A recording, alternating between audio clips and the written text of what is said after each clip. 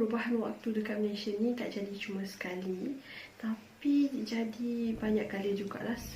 It happened before kita merdeka and also after kita merdeka juga. It started in the years 1800 atau 1900 macam tu. Britain, masa tu diorang dah implementkan family time zone dekat Britain. So disebabkan diorang nak menyeragamkan masa pentadbiran diorang pun implementkan family time zone juga dekat negeri jajahan diorang, which is dekat Straits Settlement as well as dengan Federated Malay State. Masa tu diorang implementkan benda tu dekat sini disebabkan diorang nak poster punya services, telegraph punya services dalam masa yang sama untuk melicinkan lagi lah pentadbiran diorang. So lepas tu dalam 1901 diorang tukar lagi ikut masa Singapore punya local mean time. During that time Singapore dah jadi center untuk pentadbiran untuk kedua-dua Straits Settlement as well as the Federated Malay State lah.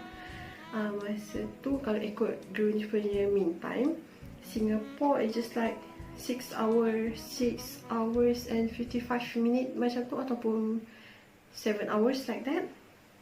So FMS dengan Straits Settlement pada tahun 1901 telah mempunyai masa yang sama.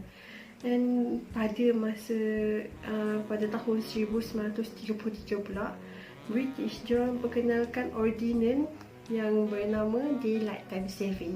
Daylight Time Saving ni adalah satu program, satu program untuk memanjangkan masa siang dengan menganjakkan masa lebih ke hadapan. But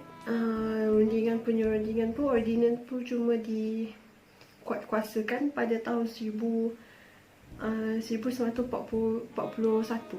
Time tu barulah FMS dengan Straits Settlement masa tu dianjakkan 30 minit ke hadapan.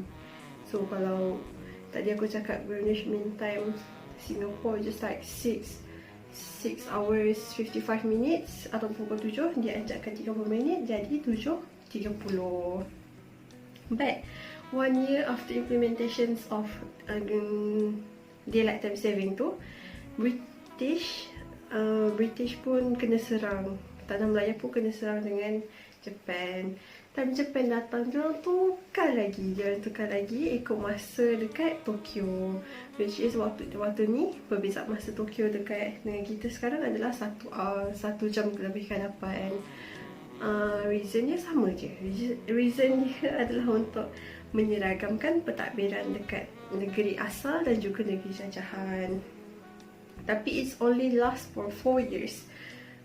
Lepas 4 years Japan menyerah kalah. Lepas menyerah kalah, yang Britain take over balik, diorang implementkan lagi time zone yang before.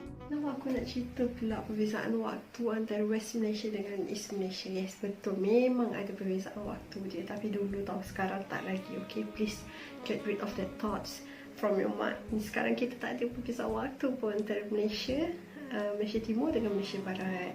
Ni disebabkan Malaysia Timur ni adalah 8 jam lebih ke hadapan mengikut masa Greenwich Mean Time, while dekat West Malaysia adalah 7 jam 30 minit macam aku cakap tadi.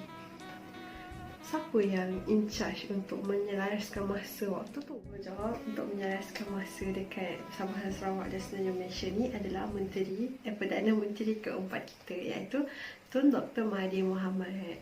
Pada tahun 1981, pada 31 Disember pukul 11.30 malam, jam dekat Bangunan Sultan Samad tu kan, time orang tengah nak sambut New Year Eve, telah dipercepatkan terus ke pukul 12.30 malam untuk diselaraskan dengan masa dekat East Malaysia.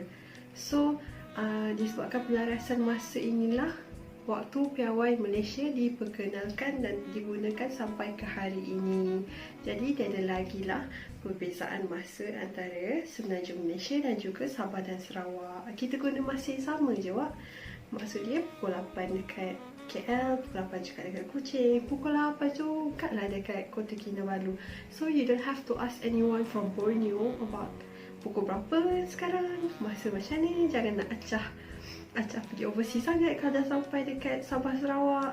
apa turun airplane tu, tanya nak kecam ke tak. Tak payah, okay. So if you guys know anyone yang tak tahu lagi pasal ni, just share this video to them and ask them to read all the sharing that I have pasted down here.